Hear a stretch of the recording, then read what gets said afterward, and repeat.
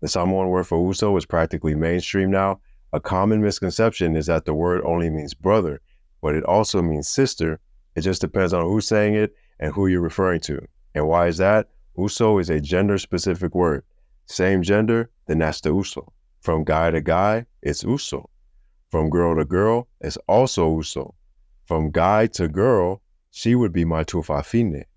From girl to guy, I would be her tuangane. Of course, we got to do an exercise, so pick different people from different genders to practice with.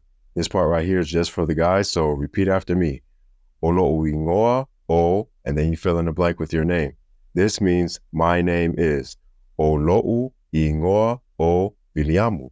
Olo'uingoa o Viliamu. My brother is, fill in the blank, put your brother's name right there. Olo'uingoa o Viliamu. Olo'uso o Chris. Olo'uso o Fa'ako'ia. Those are my brother's names. They are my uso because I'm a man, they're men. Now for my sisters, Olo'uingoa o Viliamu. Olo'utuafafine o Daniela.